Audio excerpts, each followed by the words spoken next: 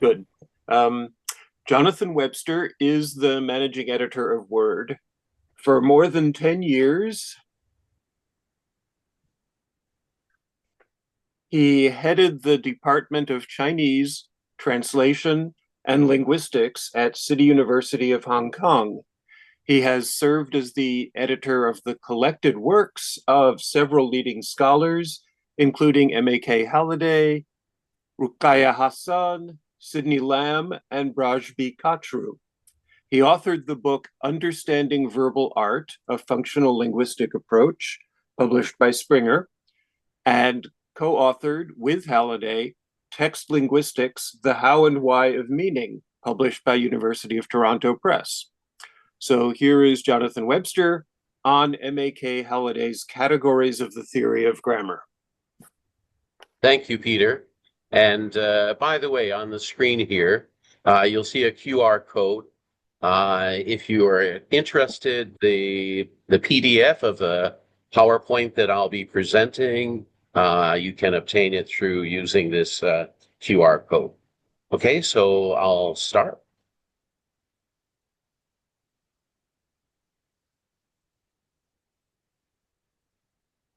Title of my talk, The Perfect Theory is Future Tense, is adapted from a line in a poem written by the Singaporean poet Edwin Tumpu. The actual line in the poem reads, "The perfect poem is future tense." But just as there is no perfect poem, there is no perfect theory of language.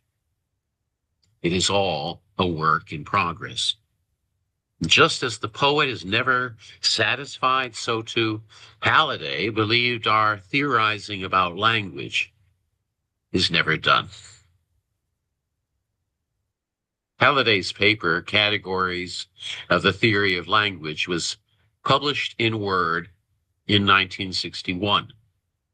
It also appears in the first volume of his collected works.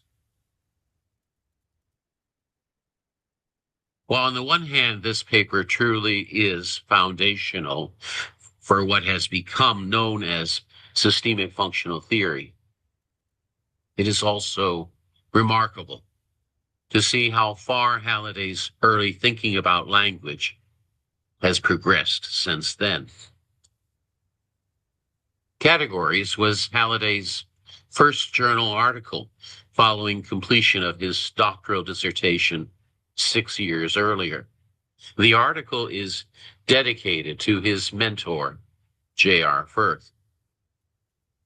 Hoping to share the article with Firth for feedback before submitting it to Word, Halliday brought the manuscript to a conference where Firth was scheduled to deliver the opening address. Sadly, however, Firth passed away in his sleep the night before he was scheduled to deliver the opening address. Halliday begins his paper by explaining his purpose in writing it. My purpose, he writes, is to suggest what seem to me to be the fundamental categories of that part of general linguistic theory which is concerned with how language works at the level of grammar, with brief reference to the relations between grammar and lexis and between grammar and phonology. This paper grew out of Halliday's frustration with the absence of clearly defined categories in current theoretical frameworks. As he explains, you would find a label attached to some patch or other, but with no indication of what kind of category it was supposed to be. And the whole battery of technical statements never added up to a coherent picture of the whole. I felt I needed to know where I was at any moment and where any descriptive statement that I made fitted into the overall account. Halliday outlines the fundamental categories and scales for a theory of grammar. By means of the categories of structure and class, Halliday's theory of grammar captures both syntagmatic and paradigmatic relations. Units are arranged hierarchically on a ranked scale, and the relations of exponents and delicacy will later find their way into SFL theory as the clines of realization and delicacy. Jim Martin published a paper in Word in 2016 entitled Meaning Matters, a short history of systemic functional linguistics. And in that paper, Jim describes Halliday's categories paper as being generally landmarked as the founding paper for what evolved as systemic functional linguistics.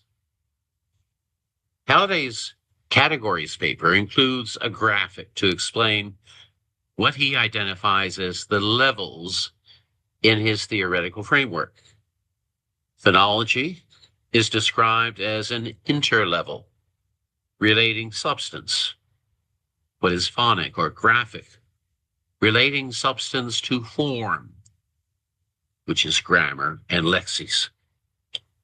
First's notion of function in context serves also as an interlevel between form and extratextual features. A similar graphic appears in Halliday et al. 1964, but this time Halliday added the label semantics to describe this interlevel between form and situation.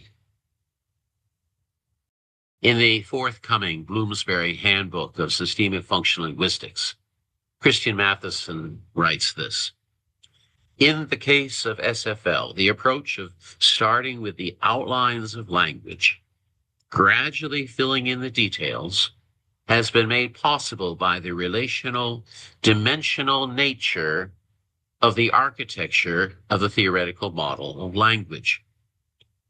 Christian goes on to specifically mention the scales, rank, exponents, and delicacy. The scales of scale and category theory, which is what Halliday proposed in the categories paper in Word. In this presentation, I will explore how this architecture of systemic functional linguistics has developed since its earliest beginnings in Halliday's categories paper in Word. I would also like to point out that the Bloomsbury Handbook to SFL will include Halliday's keywords chapter, in which he defines 24 key terms in SFL, each key term accompanied by a visual mapping of how this key concept fits into the theory. Here is Halliday's visual mapping for architecture. In Halliday's categories article, he defined rank as a hierarchical layering of constituents. 5 years after categories was published in Word, Halliday's proposed theoretical framework was challenged by Peter Matthews in an article published in the Journal of Linguistics. Matthews' paper was entitled The Concept of Rank in Neo-Firthian Grammar. Halliday's reply to Matthews was published in the same journal issue as Matthews' paper. Rank, as Halliday explains in his reply to Matthews, is a hypothesis that is worth making, both for its descriptive advantages and for the questions that follow from it. In this figure from Halliday's An Introduction to Functional Grammar, he identifies the ranks of clause, group or phrase, and word. In the introduction to Volume 7 of Halliday's collected works, Studies in English Language, Halliday describes how he came to see the clause as the place, the rank, or the locus where fundamental choices in meaning were acted out. And he adds this: much of the impetus towards a scale and category grammar started from that simple observation. See, for Halliday, the question that begged for an answer was this: what manner of linguistic description can show how choices in meaning are acted out in the clause? What has been described as the second stage in the development of SFL is marked by the publication of the paper Notes on Transitivity and Theme in English. It required 3 separate installments in the Journal of Linguistics between 1967 to 1968.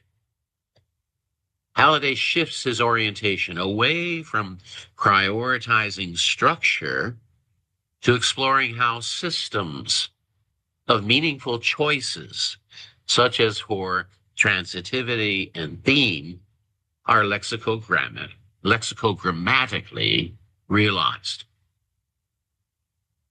As outlined in the notes paper, choices in meaning from the systems of transitivity and theme are realized as low-level grammatical functions corresponding to structural elements within the clause. Transitivity structure, including process, participant, and circumstance.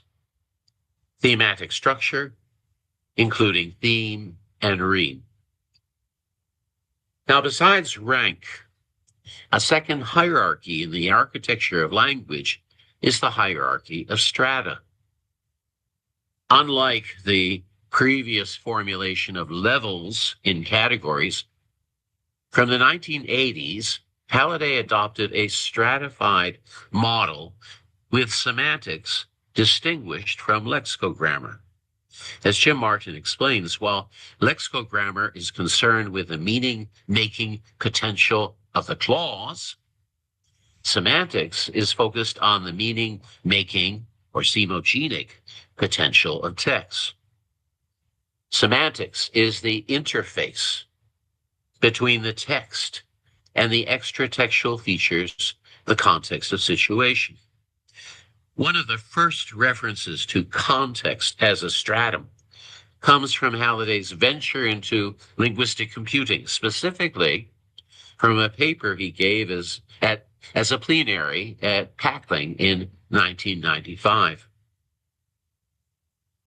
Halliday's notion of context and its place in a theory of grammar was influenced by the work of Malinowski and Firth. Halliday himself traces the influence behind his approach to dealing with context back to Malinowski, who first used the expression context of situation. Malinowski was an anthropologist. He used linguistics to support his ethnographic research. Malinowski distinguished between context of culture as potential and context of situation as actual. It was J.R. Firth, Malinowski's younger colleague and Halliday's mentor, who saw the possibility of integrating this notion of the situation as a kind of context into a general theory of language. In an interview with Halliday conducted by Jim Martin and Paul Thibault, Halliday poses the question that follows from this attempt at incorporating context into a theory of language. The question was, can we actually model and represent and interpret context within the framework of what is generally involved as a theory of language? He continues, Firth thought you could, and I think so too, if only because it's the best chance you've got. Halliday reinterpreted the Malinowski-Firth concept of context of situation in terms of field, tenor, and mode. Dating back to 1964, Halliday was using the terms field, mode, and style, with style referring to relations between participants. But later on in the 70s, Halliday replaced the term style with tenor to avoid confusion with the use of the word style and stylistics. Field has to do with content, asking the question, what is being talked about? Tenor deals with the interrelationships between participants, asking the question, who is talking to whom? Mode deals with the channel of discourse, asking the question, how is the activity taking place? Context, understood in terms of field, tenor, and mode, activates choices of meaning, which are then realized by wording. Whereas language as system potential, or in other words, what people can mean, whereas language as system is realized in society, text as instance, what people mean, what they say, is realized in context of situation. Jim Martin and Christy Matheson, back in 1991, were already beginning to portray context as having a realizational connection spanning the strata of semantics, lexicogrammar, phonology. I think this graphic better captures the bidirectionality of realization between context and text. The construal of context in terms of field, tenor, mode activates the speaker's choice of meanings. These meaningful choices are realized in acts of meaning, and these acts of meaning in turn contribute to how others perceive the context. The realizational relationship is reciprocal. Now, besides the hierarchies of rank and strata, Halliday's architecture of language also consists of clines. The first is the cline of instantiation from system to instance. The system of language is known through the instances of language, which are realized in context of situation. To quote Ruqayya Hassan, language as system is the working of parole in meeting the realizational demands in the construal of meanings relevant to some context of situation. I think Halliday's analogy of climate and weather offers the best illustration of this instantial relation between system and instance. Climate is a generalization made over time, while the weather is what occurs at some point in time. Climate may be thought of as a theory about the weather based on repeated instances of the weather. Both climate and weather clearly refer to one and the same phenomena. And just as you cannot generalize what is the climate without access to the weather, so too you cannot theorize the system of language without access to the text as instance. Take the language of science as an example. Halliday describes the language of science as being a dedicated semiotic system, a special register of a language. And one very noteworthy feature of this special register is its tendency to nominalize. There's a whole syndrome of grammatical shifts taking place in the language of science. Classes are shifted sideways. Verbs, adjectives, as nouns. Educated as education. Conjunctions as verbs. And then changed into preceded. Structural configurations are shifted downwards. Clause complexes as simple clauses, clauses as phrases or groups.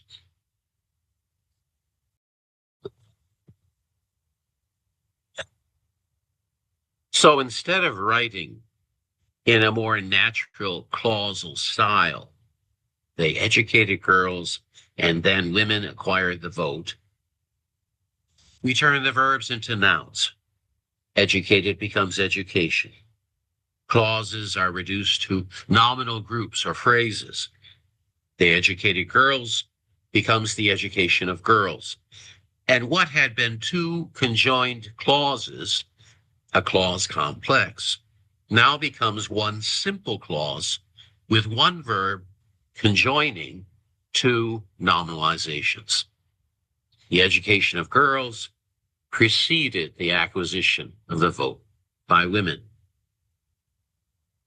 Over time, these shifts have occurred with such regularity and frequency that the shifts have become a grammatical drift in a particular direction. David Butt describes this grammatical drift as creating a novel intensity in the way that writers in English can construe experience. The outcome is a nominalizing grammar, and this nominalizing grammar allows scientists to reconstrue common sense reality into one that imposes regularities on experience and brings the environment more within our power to control. The second decline is that of delicacy. And probably the best illustration of the decline of delicacy is a system network. And we can illustrate the decline of delicacy with this system network from Ruqaiya Hassan's groundbreaking paper entitled The Grammarian's Dream, Lexis as Most Delicate Grammar. Working our way from left to right, some choices are either or. Is the process material, mental, verbal, or relational? Other choices are both and. Transitivity structure requires both choosing a process and deciding between active or passive. We start at the clause. We start at the clause as most basic lexicogrammatical unit, and then we work our way toward lexis as most delicate grammar. The third dimension in Halliday's architecture of language is axis. There are two axes in opposition to one another, paradigmatic and syntagmatic. The combination of these two perspectives brings together what Feng Zongxin describes as the unidimensional time sequence of language, the syntagmatic, with the deeper patterns of organization, the paradigmatic. The word systemic in the name, systemic functional linguistics, captures this principle that meaning making involves choosing from among a set of semantic options. And these systems of choice or sets of semantic options are intrinsically linked to the intended function or purpose of language in context. The theory is both systemic and functional.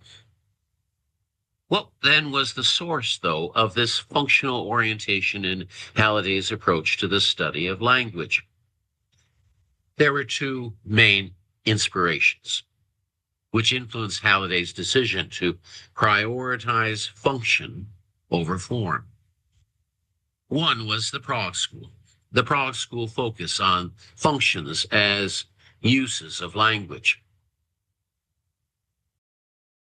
Another came from Halliday's observations about how his own young son was learning language. In 1971, Halliday was offered a chair at the University of British Columbia in Canada. He accepted the post and he left University College London. However, the Canadian government had been informed about Halliday's Communist Party connection.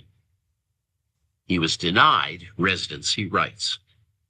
And during this gap period, yes, there were a number of visiting appointments around the world, but most significantly, what occurred during this period was a study that Halliday conducted of his own infant son's developing linguistic ability. In this intensive study, Halliday became a participant observer of his own son's developing linguistic ability from 9 months to 2.5 years of age. Using notebook and pencil, Halliday recorded his son's utterances. The data provided a wealth of insight into how a child learns how to mean. Following in the Prague school functional tradition, Halliday describes his child's first attempt at communicating in terms of microfunctions, expressed through gesture and vocal sounds. Among the microfunctions Halliday identified, the instrumental, language to fulfill a need, the regulatory, language to influence the behavior of others, and so on. But when his child was around 2 years of age, Halliday observed what he describes as his child's extraordinary semiotic leap into the next developmental stage. In this second stage, the child generalizes the microfunctions into an opposition between two macrofunctions, the pragmatic and the methodic. For example, the regulatory instrumental microfunctions are generalized as demanding, labeled as the pragmatic macrofunction, while the interactional and personal microfunctions are categorized as describing, labeled as the methodic macrofunction. Now, Halliday's claim that the child transitions out of the microfunctions into the more general macrofunctions can be empirically justified. The justification comes from observing that this transition coincides with a stratal distinction between expression and meaning. This stratal distinction is evident in the different intonations which the child uses to distinguish between the methodic, there you are, said with a falling intonation, and the pragmatic, where are you, said with a rising intonation. A connection has been established between the strata of semantics and phonology, with pragmatic meaning being given a rising intonation and the methodic given a falling intonation. In the next and third stage of the child's development of human language, this opposition between the pragmatic and the methodic is again reconstrued, and this time into a new metafunctional organization of language. This metafunctional organization in language appears between 2 to 3 years. The pragmatic develops into grammar for enacting interpersonal relationships, the interpersonal metafunction. The methodic develops into grammar for construing experience, the experiential. In addition, the child develops grammar for expressing common sense logic through the use of transition words like and or, and so on. Halliday acknowledges the similarities between his ideational and interpersonal metafunctions and the functions identified by Malinowski and Buehler, for he notes this: I need to add a third function, namely the textual function, which you will not find in Malinowski or Buehler or anywhere else, because it is intrinsic to language. It is the function that language has of creating text, of relating itself to the context, to the situation, and the preceding text. The book that came out of his investigation of his child's development of language is entitled Learning How to Mean: Explorations in the Development of Language. It was published in 1975. And there he writes this: functionally speaking, the grammar of the adult language comprises two major components: ideational, embodying the speaker's experience, interpretation of the world that is around him and inside him; and two, interpersonal, embodying his own involvement in the speech situation, his roles, attitudes, wishes, judgments, and the like. These two metafunctions, together with a third, the textual function, are incorporated into the system of the adult language as distinct sets of options, each having strong internal but weak external constraints. Each set of options is realized through distinct structures that are mapped onto one another in the production of utterances. The year before publication of Learning How to Mean, Halliday first used that term metafunction in a paper entitled Language and Social Man, published in 1974. The three metafunctions: ideational, how we construe experience; the interpersonal, how we enact social relationships; textual, how we turn meaning into text. And each metafunction is realized by a corresponding lexicogrammatical structure. Interpersonal by mood, modality, appraisal; experiential by transitivity; logical by taxis relations; textual by theme and information structures. Commenting about the novelty of Halliday's metafunctional hypothesis, Butler writes this: the novelty of Halliday's metafunctional hypothesis comes from the fact that the metafunctions are integrated into the basic organization of language. They correspond to relatively discrete blocks of options in meaning within the linguistic system. The metafunctions, they act as an interface between what is going on outside language and then what we say through language. The inspiration behind this metafunctional hypothesis came from Halliday's, as he puts it, his own gut feeling of what I call language as a resource. In other words, language as a mode of life, if you like, which could be represented best as a huge network of options. So that kind of came together with the notion that it had to be the system rather than the structure that was given priority. You see, from the beginning, the focus has always been on grammar. But Halliday has a very specific understanding of what is meant by grammar. A grammar, as he puts it, is a theory of experience of everyday life. It is a resource for making meaning. Grammatics provides a metagrammar as the basis for a second-order theory for explaining how the grammar constructs a theory of experience. Grammatics allows one to reflect consciously on how the grammar enables one to unconsciously construe experience. Okay, let me give an illustration. Let me illustrate what grammatics is all about with this analysis of the commencement address given by Susan Rice, who at the time was the U.S. representative to the United Nations. Analyzing the text for its transitivity structure, we ask questions like, what process types appear in the text?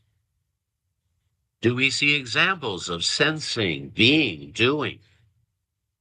Who or what is the initiator of each process in the text?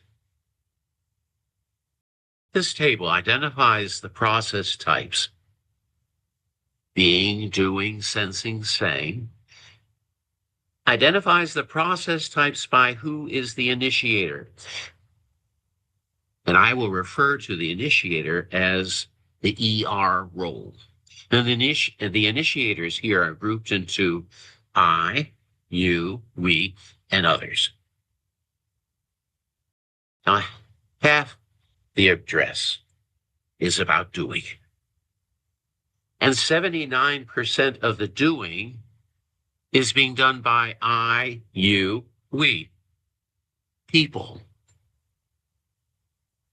Now, if we include all the process types, still I, you, we are the initiators of 71% of the processes. But then the choices of process and participant, choices related to the transitivity structure, reflect the ideology of the speaker, reflect how the speaker construes the world. Susan Rice tells the graduates of Stanford University, progress is the product of human agency. Things get better because we make them better. If you want change, you have to make it. If we want progress, we have to drive it. I, you, we, people are the initiators. Now, by way of contrast, I analyzed a public address given by Donald Jung, a former chief executive of the Hong Kong Special Administrative Region. The title of his address at the John F. Kennedy School of Government was A Tale of Two Systems. Now, I applied the same kind of transitivity analysis to Donald Jung's text. After identifying the process type, I narrowed the focus to just the doing verbs. And I noticed something interesting about the initiators of doing verbs. Many of these doing verbs were initiated not by people, but by events, institutions, ideas. The doers who initiate the doing are not people, but instead things. But then these choices in the grammar, choices of process and participant, reflect Donald Jung's ideology, which he sums up with a line from Emerson. Once more, we hear the echo of Emerson that things are in the saddle and ride mankind rather than we feeling that we are the masters of our fate. See, a functional grammar analysis, grammatics, allows one to reflect consciously. Choice of process, choice of participant, to reflect consciously on how the grammar enables one to unconsciously construe experience. What is important, writes Halliday, is that we should be able to use the same theory and method of linguistic analysis, the same grammatics, whatever kind of text or subtext we're trying to interpret, whether Tennyson or Darwin, Mother Goose, or the Scientific American. Otherwise, he continues, if we simply approach each text with an ad hoc, do-it-yourself kit of private commentary, we have no way of explaining their similarities and their differences, the aesthetic, functional values that differentiate one text from another or one voice from another within the frontiers of the same text. Scientific theory involves a combination of deductive and inductive reasoning. The contrast between deductive and inductive reasoning becomes more apparent when we compare Halliday's approach with that of Noam Chomsky. In Chomsky's generative grammar, linguists start with a set of theoretical principles about the structure of language and apply these principles to explain the syntax of various languages. In SFL, on the other hand, the approach is more inductive. Language is studied in context, examining how people use language in specific situations, and on that basis, we discover what motivates linguistic choices. Context activates the choice of certain meanings, which are then realized by our choice of wordings. And together, these choices form a functional variety of language, or what we refer to as a register. It's interesting to hear how Halliday came up with the term register. Mick O'Donnell, in his biography of Halliday, tells how Jean Ewer and her partner Jeffrey Ellis, both of whom, along with Halliday, were part of the Communist Party linguistics group back in the 50s, how the three of them collaborated on developing the concept of register theory.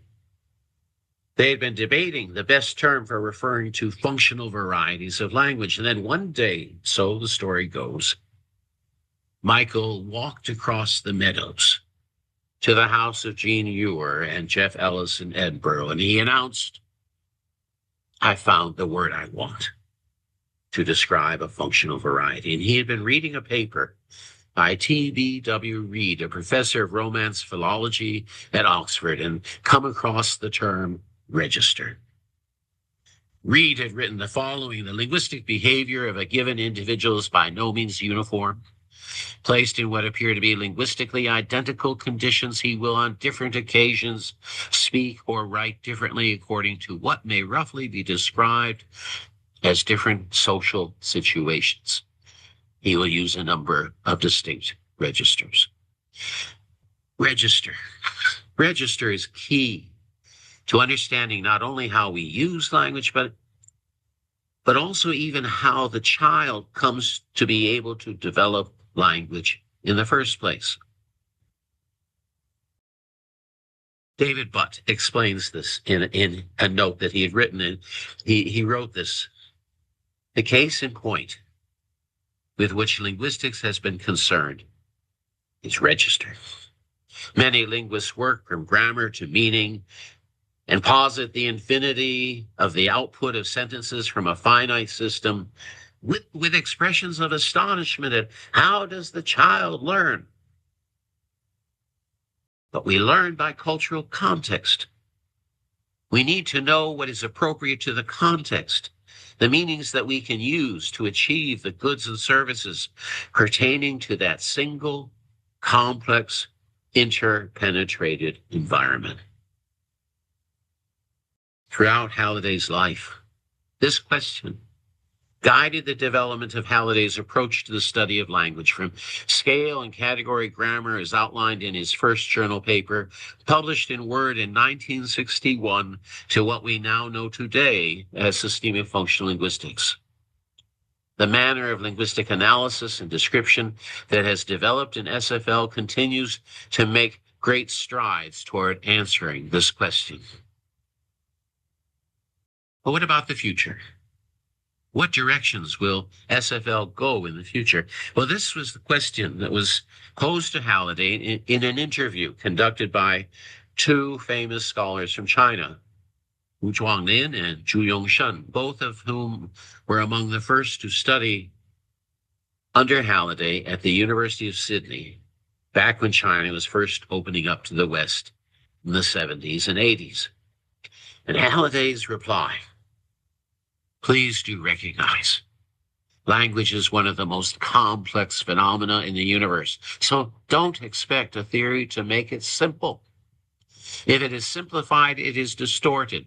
This does not mean that every user has to explore every part of the theory, but at least you should know where you are locating yourself in the total picture. That's how I see the future, says Halliday. Thank you. Thank you for your attention.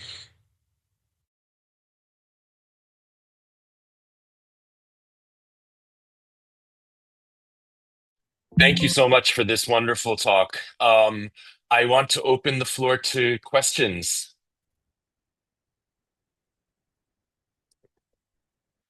Please feel free to use the chat, or you can raise the virtual hand with the Zoom function, or you can announce yourself if you have a question or remark, observation.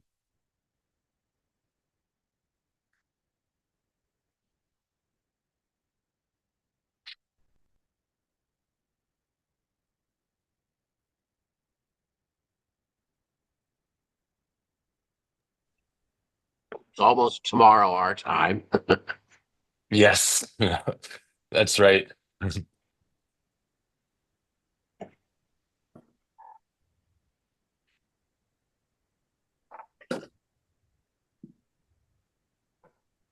Yes, Catherine. Okay, it's kind of a question observation after hearing David's talk And he spoke about how hungry machines were for data gluttony. And it just made me, and the fact that humans were just so much more efficient at learning. But somehow, and thank you very much, Dr. Webster, for this presentation, because it points out that how humans learn in a much more contextual, I would add embodied experience, and therefore we're being fed information from so many different directions that learning takes place. Whereas when we're using computational linguistics, it's kind of a linear, just language. So maybe if they're both here, they might want to comment on that. No, definitely. Thank you for your observation. And I think David Budd expressed it well. I think that really, how can we understand how a child develops language, how we use language? We really have to go outside of language to see the context and in what way that has influenced and motivated us to make the choices that we do. Thank you, Catherine. Thank you.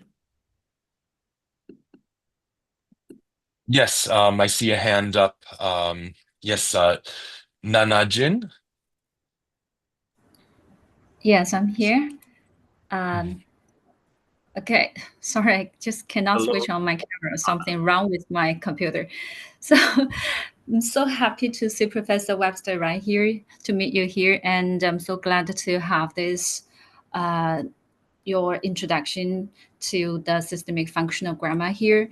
And actually, I've been also teaching this course to postgraduates in Shenzhen University for for more than 10 years. So I do have a question right here. I would like to ask you about the three meta functions. Halliday would like to put the first one, ideational meta function, like it includes two, experiential and logical meta function. So every time when I taught this this chapter to my students, I always found a little bit, a little bit interesting that might be possible to put this logical meta function to textual one, because this one is closely related to the interrelationship of clauses in a clause complex. Yeah, so I'm thinking maybe right here is a good, it's a good platform to ask you about this. Yeah, Professor Webster. Right. I asked Halliday also about this, and I was interested in his response was there's overlap, and Oh. the logical is certainly there in the textual, and it's certainly also in how we combine ideas together and how we relate those ideas. So the idea being that we don't really want to put it in. It is, yes, under the ideational, but in many ways, yes, it sort of overlaps with what we see in the textual. I see. Thank you very much. Okay. Thank you, Nana. Thank you. Thank you. Kathleen, would you like to ask your question? Oh, yeah, sure. Thank you, Jonathan. I was interested in when you used the words theme and ream, and then went on to, to talk about how the theme is basically something that some sort of a structure, an experiential structure that caused the listener to be able to really care about what the ream or the comment of the theme was. Does Halliday go into any discussion? You might have kind of answered this in the previous question, but does Halliday go into any specific let's say, map as to how the theme becomes and I forget what other word you might have used there, but the topic, comment, the subject, the predicate, whatever. How does that become developed sufficiently to have communicative action with anyone, because basically, if I talk about the playground, I just have to say playground, and a million things just come into my mind, and that'll happen to the person I'm talking to in my field, tenor, and mode. So does he talk about how the formulation happens in a mapping approach? In a mapping approach, I'm not quite sure what you mean. Starting with some point and then connecting it. That's how I think they're using the word mapping. But how it goes from some ideational moment to an entire field of what you're going to be able to expect your listener to understand and already know. I think that one of the most interesting analyses that Halliday did of theme was looking at the closing two paragraphs of Darwin's Origin of Species. He looks at what was the development of the ideas that Darwin was going through and getting at, and how that was sort of realized in terms of theme and ream being new information, and looking at how that all sort of, to use your word, maps out in developing the story, developing the idea, developing the theory, which then all comes together, as Halliday points out, in that final sort of closing sentence of the Origin of Species. All of it sort of ties together. So the theme and ream act together to sort of identify the threads of the discourse as it goes through. But to look at how Halliday analyzed theme and really developed that idea, I really strongly recommend looking at his analysis of Darwin's Origin of Species. Okay, thanks. Thank you, Kathleen. Thank you. We have a few remarks in the chat that hopefully Professor Webster has also gotten to see, complimenting the high quality of the talk. There is a remark here from Mawen Lee, which states, comparing with other schools of linguistics, textual metafunction is shared by many. It seems to me textual function is the tool to realize ideation and interpersonal ons. I'd like to seek your guidance regarding if we can further break down metafunctions into such two layers. I just try to correct my. Actually, I mean textual metafunction is not shared by many of other schools. Sorry. Right. So, and I'm sorry, Professor Lee, I'm not, I didn't quite follow. I'm trying to look at the chat as I'm also looking at the screen. Just a minute, let me take a look. You say this, comparing with other schools of linguistics, textual metafunction is shared by many. You corrected that, right? Not shared by many. It seems to be textual function is the tool to realize ideation, interpersonal ones. I'd like to see your guidance regarding if we can further break metafunctions into such two layers. I think the textual is essential in the sense that it really defines how we form the text. And it brings together the core, ideational, interpersonal. But without the textual, we will not really be able to develop the theory, the story that we want to tell. And the textual makes that possible. It's, I think, it's what Halliday identified as sort of that the third metafunction that he identified. And it really does serve an important purpose in helping us to develop the text and seeing the importance of the text. I think it's important to see the textual function, metafunction, as not just some sort of third wheel that we can sort of collapse maybe into the other two, but it really does stand alone by itself. Thank you, Professor Lee, for your question. Thank you. Thank you, everyone. So it is 12 o'clock. I think that there are a few comments in the chat that are very interesting to read. I suspect everyone will have seen those, but I think that we could draw this session to a close. Now it is 12 o'clock. We reconvene at 1 o'clock with the next session. Peter, I don't know if you'd like to say any final words to close the session. Oh, Peter, your microphone is off. I'm sorry.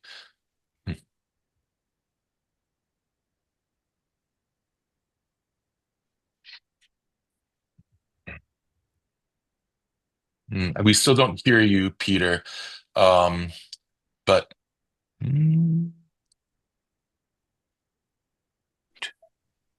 here we go.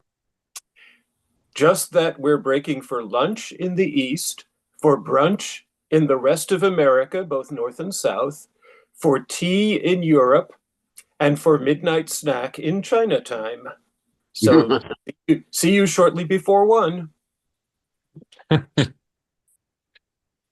Thank you, everyone. Bye-bye. Thank you.